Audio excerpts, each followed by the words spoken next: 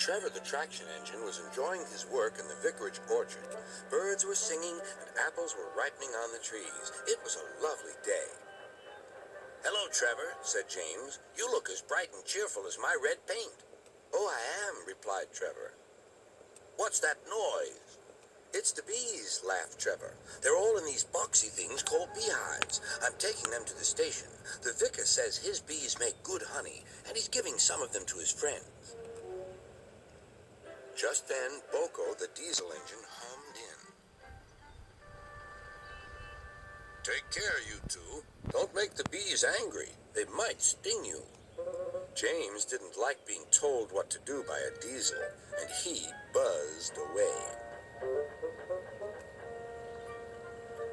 "Goodbye, Trevor," called BoCo, and set off to see Duck at the next station.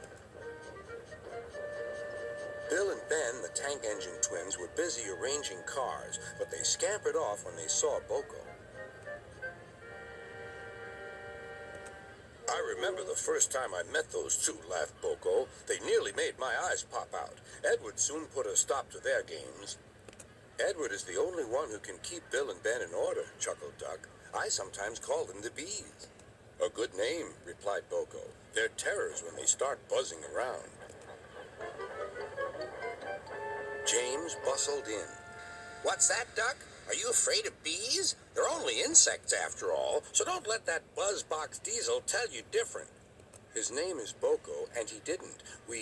I wouldn't care if hundreds were swarming around. I'd just blow smoke and make them buzz off." "Buzz, buzz, buzz," retorted Duck. The next morning, James arrived at the station to collect his coaches. The passengers were excited and keen to get on board. The platform was crowded, and the porter was in a hurry. "Mind your backs," he shouted. Then there was trouble. The beehive fell and broke open. The station cleared like magic. James heard a familiar buzzing. The bees were too cold to be cross, so they buzzed around the fireman, hoping he'd mend their hive. But he didn't understand, nor did his driver, so the bees turned to James. His boiler was nice and warm. Buzz off, hissed James. One bee burnt his foot. "Ooh, ooh." The bee thought James had burnt him on purpose.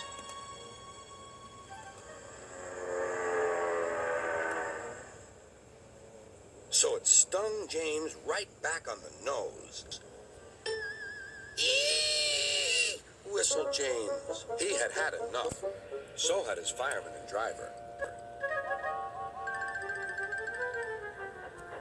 They didn't notice till too late that they had left all their coaches behind.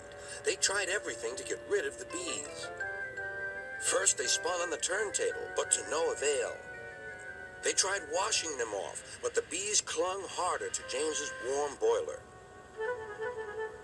Then they tried smoking them off by going through a long tunnel, but still the bees wouldn't go away. "It's no good, James," said his driver. "We'll just have to go back to the orchard and fetch another hive." James's reply was drowned by the sound of buzzing. The vicar was waiting anxiously for James.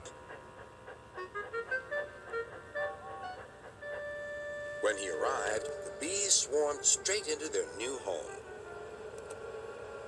"Come on, James," said his driver. "What you need now is a good hose down." Later that evening, James was resting in the shed when the vicar came to see him. "Thank you for saving my bees," he said. "It's a pity it's not Christmas. Then we could call you James the Red-Nosed Engine." Everyone laughed, even James. But instead, they decided to call James the Bee's Knees, which means they thought he was more useful than ever.